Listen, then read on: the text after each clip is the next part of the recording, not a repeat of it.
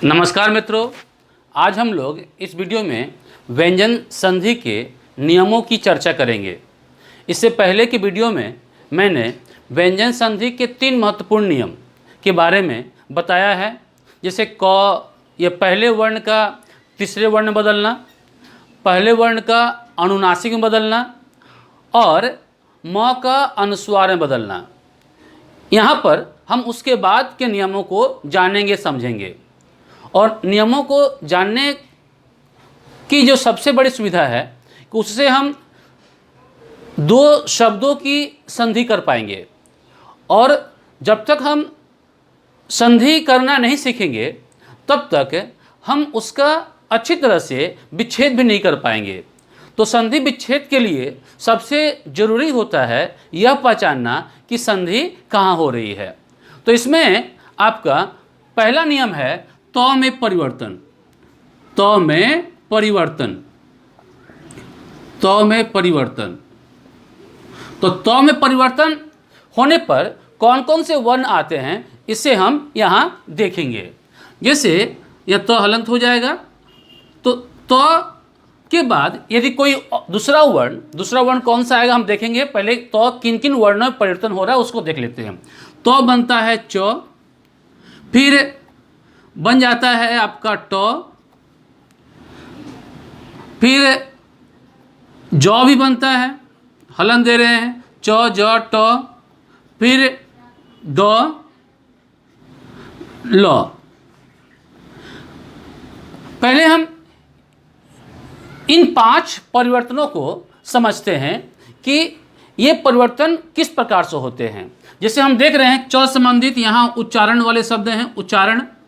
फिर ट संबंधी देख रहे हैं हम लोग तट्टिका है, फिर ज संबंधी देख रहे हैं सज्जन है, फिर ड है तो उड्डयन, ल है तो उल्लास। तो त के परिवर्तन से संबंधित यहाँ पर उदाहरण दिए गए हैं। तो ये परिवर्तन किस प्रकार से होते हैं, तो यानी त च कब बनता है ये समझना बहुत आसान है कि त के बाद यदि आपका चौ छ आता है, त के बाद यदि चौ छ आता है, त के बाद यदि ज और झ आता है, त के बाद यदि ट या ठ आता है, त के बाद ड या ढ आता है, और त के बाद जब ल आता है। तो ये यानी हम जो यहाँ देखेंगे वह यह कि जैसे त के बाद यदि च आ गया, जैसे पहला नियम यहाँ पर हम देख रहे हैं, च या छ में से कुछ भी अगर आता है तो ये त क्या बन जाता है, यह त बन जाता है, च बन जाता है और इस च के साथ जुड़ जाता है। जैसा कि हम यहाँ देख रहे हैं उच्चारण में उच्चारण।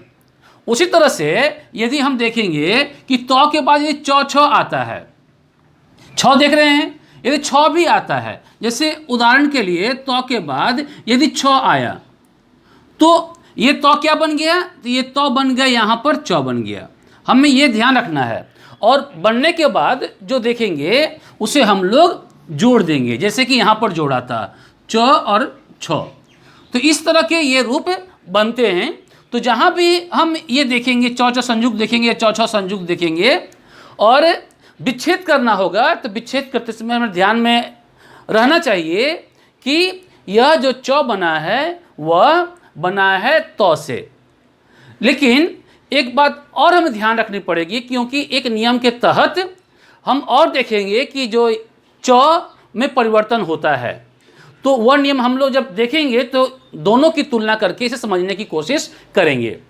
तो ये हुआ। तो जैसे च के लिए देख रहे हैं हम लोग उच्चारण, तो उच्चारण का यदि हमें संधि विच्छेद करना हो तो क्या करेंगे, तो हो जाएगा उत जोड़ चारण।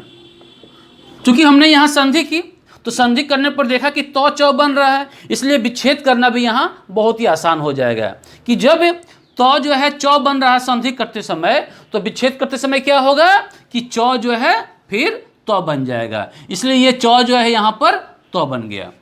उसी तरह से यहाँ और उदाहरण लिखा हुआ है, जग छाया तो जगत जोड़ छाया।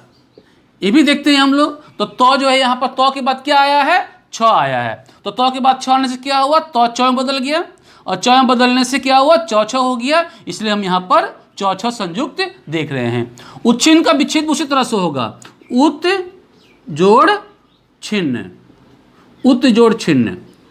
तो इसे समझना बहुत ही आसान है।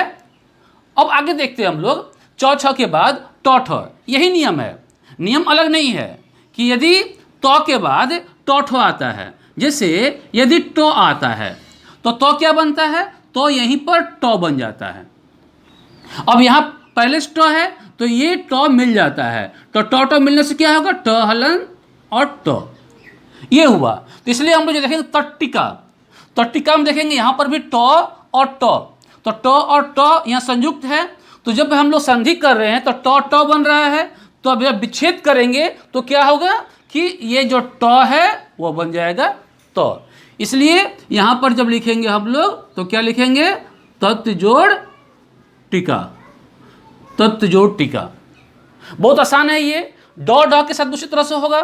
यदि यहाँ लिखते हैं कि तो के बाद यदि ड आता है या ढ आता है, यहाँ पर भी टो या ठ आता है, जो आता है ड आता है, तो क्या बन जा रहा है, ड बन जा रहा है। यानी जो जोड़े वाले वर्ण है च छ ड ट ठ ज झ ड ढ, इसमें जो पहला वर्ण होगा तो उसी में बदल रहा है। तो ड यहाँ हो गया हलंत, और पहले से यहाँ ड है तो क्या बन जाएगा, ड हलंत ड। तो उड्डयन जो हम यहाँ पर लिखा हुआ है, यहाँ पर भी हम देखते हैं, तो चूंकि तो ड बन रहा है ड के आने से या ढ के आने से, तो जब विच्छेद करेंगे तो यही ड क्या बन जाएगा, तो बन जाएगा। इसलिए जब विच्छेद इसका होगा तो क्या होगा, उत जोड़ डयन। इस तरह से हम इसे समझ सकते हैं। सज्जन में भी देख रहे हैं ज झ, तो के बाद जो आया है तो क्या बन गया, जो बन गया। इसलिए जब विच्छेद करेंगे इसका तो क्या हो जाएगा, सत्य जोड़ जन। और ये नियम जो है मैंने जिसे बताया था कि पहले नियम के अंतर्गत भी आता है कि यदि किसी वर्ग के पहले वर्ण के बाद यदि आपका तीसरे या चौथा वर्ण आता है तो पहला वर्ण अपने ही वर्ग के तीसरे वर्ण में बदल जाता है। तो वहाँ पर अगर देखेंगे तो यहाँ पर देख रहे हैं जो है तो वह तीसरा वर्ण है और पहला वर्ण है, लेकिन उसके अनुसार क्या होना चाहिए, द होना चाहिए था, लेकिन नहीं, यहाँ तो है। इसलिए जब भी हम यहाँ पर संधि करेंगे तो कभी भी द नहीं लिखेंगे बल्कि जो ही लिखेंगे। सज्जन, सत्य जोड़ जन, विपत जाल, विपत जोड़ जाल, वहाँ तो का दो नहीं होगा, उस नियम के अंतर्गत इसको फिट नहीं करेंगे। अब इसके बाद देख रहे हैं हम लोग सज्जन के बाद उल्लास है ल के साथ, तट्टिका यहाँ पर 2 बार लिखा गया है, यहाँ हमने कर दिया है। फिर उल्लास है, तो उल्लास का क्या है, यहाँ पर ल देख रहे हैं उसी तरह से है। यदि तो के बाद ल आता है, तो के बाद ल आता है तो ये तो क्या बन रहा है, यहाँ ल बन जा रहा है। इसलिए जब इसको हम लोग ल के साथ जोड़ेंगे तो क्या हो जाएगा, ल संयुक्त हो जाएगा। इसे जब विच्छेद करेंगे तो फिर ल क्या बन जाएगा, ल तो बन जाएगा। इसलिए यहाँ पर क्या हो जाएगा, उत जोड़ लास, ये हो गया। उल्लेख भी है, उल्लेख में उत जोड़ लेख। अब इनके बाद ये जो 2 शब्द हैं ये अलग नियम के हैं, लेकिन यहाँ भी हम देख रहे हैं कि ये चौ बन रहा है। तो जो है चौ, जब हम लोग यहाँ देख रहे हैं कि तो के बाद चौ या छ आने से तो चौ बन रहा है, तो यहाँ पर लेकिन चौ छ नहीं आएगा उच्छ्वास में और सच्छास्त्र में। तो वो क्या होगा, उसे हम लोग इस नियम के साथ तुलना करके देखेंगे। तो इसे मिटाते हैं, बीच वाला को छोड़ते हैं। अब देखिए इसमें क्या है कि तो के बाद यदि स आता है, यदि स आता है तो बहुत ही आसान है। तो के बाद यदि स आता है तो ये तो जो है वो बनता है क्या, वो बन जाता है चौ, जैसे यहाँ बन रहा था। तो के बाद चौ छ आने से तो क्या बन गया, चौ बन गया। तो यहाँ तो चौ बन गया। और शौ जो है वो बन जाता है छ। ठीक, तो अब यहाँ चौ छ दोनों जुड़ा हुआ है, और यहाँ पर भी देखेंगे अगर तो चौ छ दोनों जुड़ा हुआ है। अगर इसको मिला देंगे तो ये और ये दोनों में अगर हमें संधि के नियम नहीं मालूम है और शब्द ज्ञान नहीं है तो इन दोनों के विच्छेद करने में हमसे गलतियां हो सकती है। इसलिए संधि में सिर्फ नियमों को जानना नहीं बल्कि हमें शब्द ज्ञान भी होना चाहिए। यदि शब्द ज्ञान नहीं है तो नियम जानते हुए भी हम उसका विच्छेद गलत कर देंगे। जैसे अगर ये दोनों यहाँ पर है, उच्छ्वास है, सच्छास्त्र है, और हम लोग यहाँ पर जगत छाया भी देख रहे हैं, अगर हमें शब्द ज्ञान नहीं है तो उसका विच्छेद जो है इस तरह से कर देंगे। हम लोग क्या कर देंगे, उत जोड़ छवास कर देंगे, जो कि गलत है।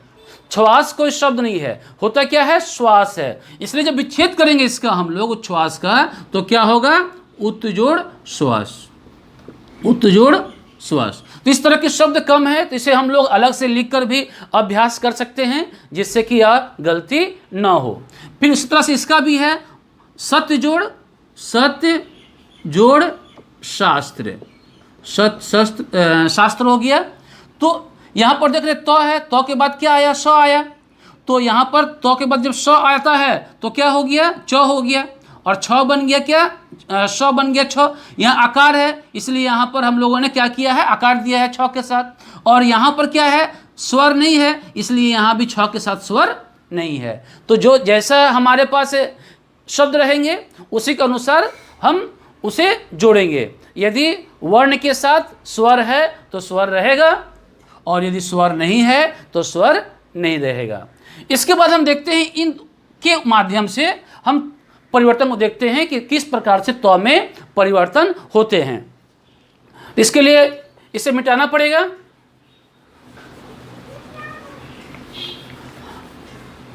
तो इसमें क्या है जो हमारे सामने आएगा कि त्व के बाद यदि हो आता है, तो के बाद यदि हो आता है, ये अलग है। तो ये तो जो है हम लोग जानते हैं कि तो वर्ग में जो है 5 वर्ण है, तो, थ, द, ध और न, ये 5 वर्ण है तो वर्ग में। तो के बाद यदि हो आता है तो जो है वह अपने वर्ग के द में बदल जाएगा, अपने वर्ग के, यहाँ पर अपने वर्ग के द में बदल जाएगा। तो के नीचे हलंत है इसलिए यहाँ पर भी हलंत हो गया। अब क्या है कि अब ये तो के बाद ह आया है, ह उसी रूप में नहीं रह जाएगा बल्कि ये ह में भी परिवर्तन हो जाएगा। तो ह में क्या परिवर्तन होगा, तो का जो वर्ग है उसी वर्ग के चौथे वर्ण में, चौथा वर्ण ध है तो ये ध, तो किसरे वर्ण बदल रहा है, तीसरे वर्ण में अपने वर्ग के, और ध जो है तो वर्ग के चौथे वर्ण में बदल रहा है, चौथे वर्ण में बदल रहा है। इसलिए यहां पर हम देख रहे हैं उद्धार है। तो उद्धार का जब हम लोग विच्छेद करेंगे तो क्या होगा, उत जोड़ हार। अब हार क्यों, क्योंकि हम लोग जानते हैं कि जब संधि करने पर तो द बन रहा है, ह और ध बन रहा है, तो विच्छेद करने पर ठीक इसका उल्टा होगा, यानी द जो है वह तो बन जाएगा और ध जो है वह ह बन जाएगा। इसलिए यहाँ दो और ध है, तो दो और ध होने से जब विच्छेद कर रहे हैं तो द क्या बन जा रहा है, तो बन जा रहा है, इसलिए यहाँ पर उत लिखा हुआ है, और जो ध है वो क्या बन जा रहा है, वह ह बन जा रहा है, इसलिए यहाँ हार लिखा हुआ है। इसी तरह से हम पद्धति का भी जो है विच्छेद करेंगे। पद्धति क्या हो जाएगा, पत जोड़ हति। ठीक, द बन गया आपका तो और ध बन गया आपका ह। अब आ रहा है वाघरी। वाघरी का विच्छेद किस तरह से करेंगे, ठीक इसी नियम के तहत, लेकिन अंतर क्या है कि यहाँ पर तो है और वहाँ पर क्या है, क है, यानी यहाँ पर क है, क के बाद यदि हो आता है, क के बाद यदि हो आता है तो क इसी तरह से हम देखेंगे कि इसका क वर्ग के 5 वर्ण है, क, ख, ग, घ और अंग। तो क जो बनता है अपने ही वर्ग के तीसरे वर्ण में, जिस तरह से तो द बना था उस तरह से क बन जाएगा ग हलन। फिर ह क्या बन, जिस तरह से यहाँ ह चौथा वर्ण बना था, यहाँ पर भी ह जो है चौथा वर्ण में बदल जाएगा। तो चौथा वर्ण क्या है? वह है घ है। तो संधि क्या हो जाएगी? तो संधि हो जाएगी गौ घ। तो यहां भी देखते हैं वाघरी में गौ और घ है। तो जब विच्छेद करेंगे इसका तो क्या हो जाएगा? फिर उसी तरह से गौ क्या बन जाएगा? वह क बन जाएगा, और घ क्या बन जाएगा? यहां पर ह बन जाएगा। तो यहां हो जाएगा वाक, क बन गया, और जो घ है वह बन जाएगा ह बन जाएगा। तट्टिका में का विच्छेद कर दे रहे हैं यहां पर, तो तट्टिका क्या होगा? तत्व जोड़ टिका, क्योंकि वहां पर क्या है? खाली है, तत्व जोड़ टिका। तो इस तरह से हम तो में परिवर्तन वाले जो नियम हैं उसे अच्छी तरह से समझ सकते हैं। इसके बाद के नियम को हम देखते हैं। नियम है न का अड़ में बदलना। यहाँ हम लिखते हैं उसे न का अड़ में बदलना। तो न अड़ कब बनता है उसे देखेंगे। उदाहरण के लिए हम यहाँ रामायण लिखते हैं, तो रामायण ऐसे लिखा जाता है, लेकिन जब विच्छेद करते हैं तो क्या आता है? राम जोड़ अयन, ये जो है नौ चला आता है।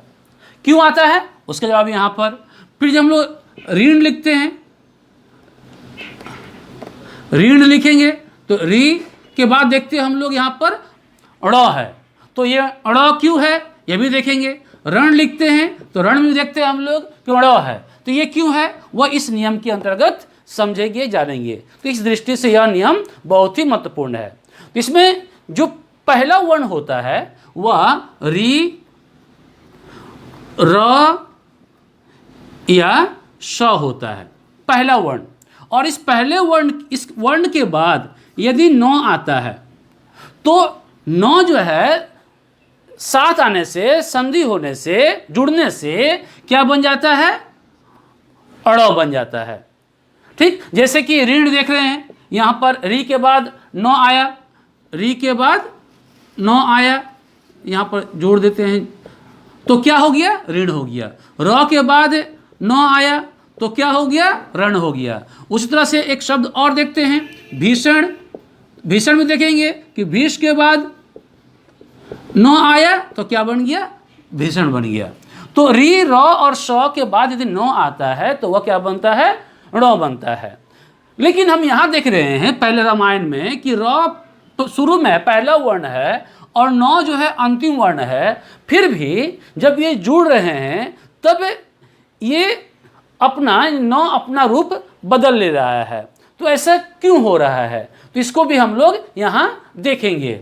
जैसे अगर ये तो है कि री, र, स के बाद यदि नौ आता है तो ण बनता है, लेकिन अब प्रश्न आता है कि बीच में वो कौन कौन से ऐसे वर्ण रहेंगे जिसके आने के बाद भी नौ ण में परिवर्तन होता है।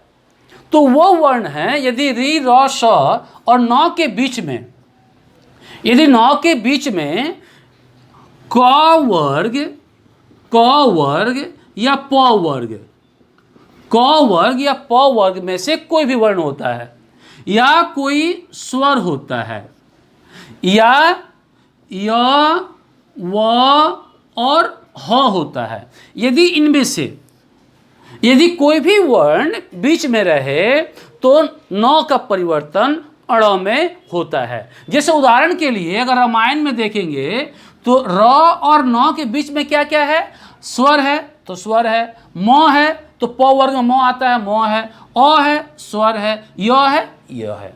इसलिए इनके बीच में आने पर भी नियम में किसी प्रकार का कोई परिवर्तन नहीं होगा। उदाहरण के लिए और देख सकते हैं, जैसे परिमाण। अब परिमाण ये र है, तो र है, जब इसका विच्छेद करते हैं तो क्या होता है? परिजोड़ मान, ये होता है। ये नौ र है, र के बाद क्या है? स्वर है, स्वर के बाद क्या है? म है, आकार मात्रा भी है, स्वर भी है। इस तरह से यहाँ पर हम जो है नौ में परिवर्तन देखते हैं। फिर उसी तरह से परिणाम भी है, परिणाम भी है।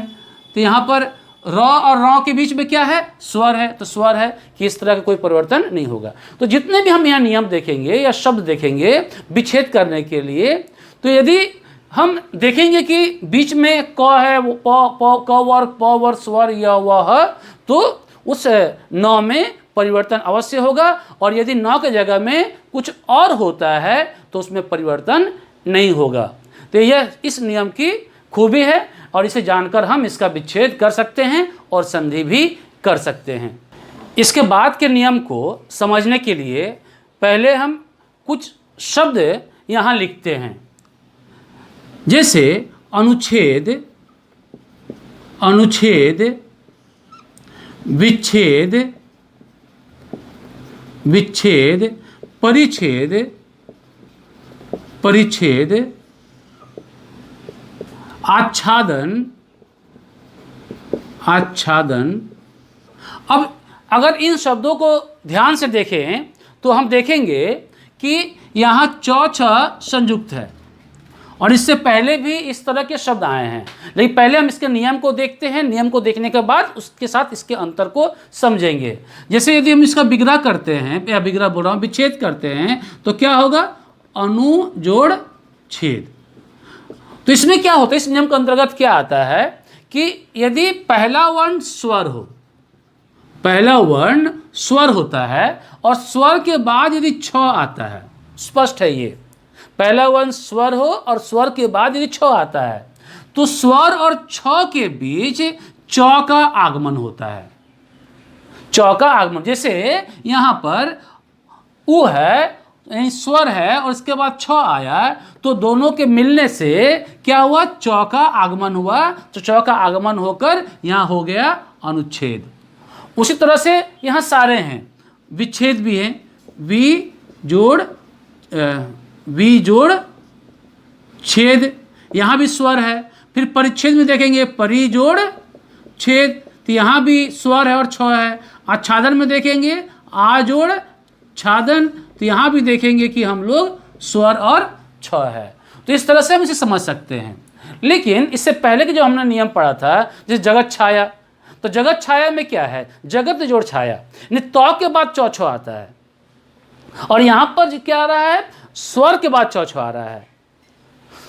सच्छास्त्र, सत्य जोड़ शास्त्र, तो वहाँ तौ के बाद सौ आ रहा है, लेकिन यहाँ पर वैसा नहीं है। इसलिए हमें इन सब का विच्छेद करते समय यह ध्यान रखना चाहिए, ऐसा ना कर दे कि चौ को देखकर हम तौ बदल लें, तो वो गलत हो जाएगा। और इससे पहले भी कहा गया है कि संधि के लिए नियम के साथ साथ उसके शब्दों का ज्ञान होना भी बहुत ही जरूरी है, तभी हम संधि विच्छेद कर सकते हैं। तो इस तरह से हमने चौ से संबंधित या छ से संबंधित नियम को जाना। इसके बाद का नियम है सौ का श में बदलना, यानी दंत स का मूर्धन्य श में बदलना। तो हम यहाँ देखेंगे कि किस तरह से बदलता है। जैसे हमने यहाँ कुछ उदाहरण लिखा है कि अभिषेक, तो अभिषेक का यदि हम विच्छेद करेंगे तो क्या होगा? अभि जोड़ शेक। उस तरह से बाकी का भी विच्छेद होगा। तो इसमें क्या होता है कि यहाँ अ पहला वर्ण जो होता है वह अ आ को छोड़कर कोई स्वर होता है। अ आ को छोड़कर कोई स्वर होता है, यह ध्यान रखने योग्य बात है। इसके बाद यदि स आता है, ठीक, यानी अ आ को छोड़कर कोई स्वर आएगा, उसके बाद स आएगा, तो संधि जब करेंगे तो यह जो स है वो बदल जाएगा श में, मूर्धन्य स में।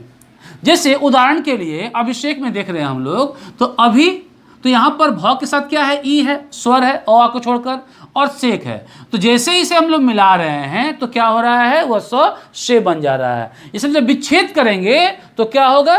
तो वही स जो है वह स बन जाएगा।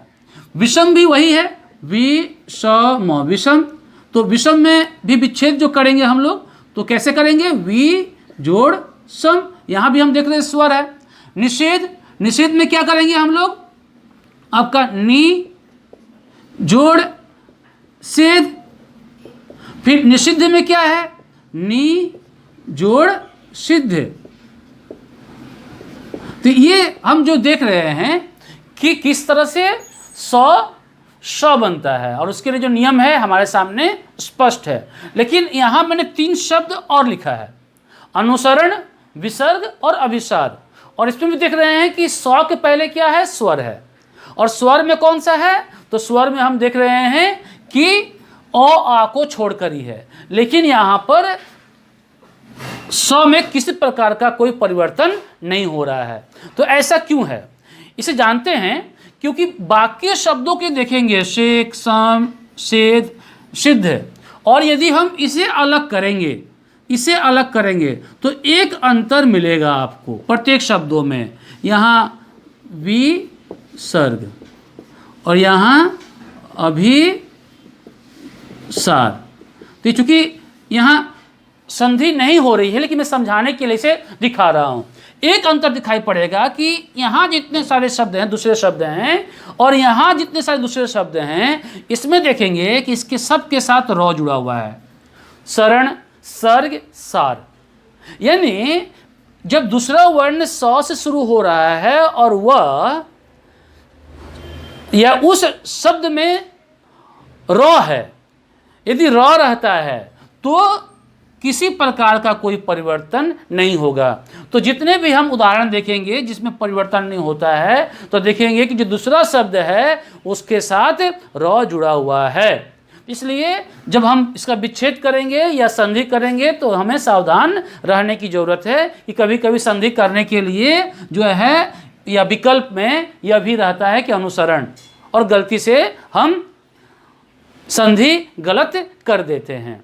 इस तरह से हम यहाँ पर सौ को किस तरह से श में, मूर्धन्य श में बदला जाए इसे देखा। इसके बाद का जो हम नियम पढ़ने जा रहे हैं वह संधि का अंतिम नियम है।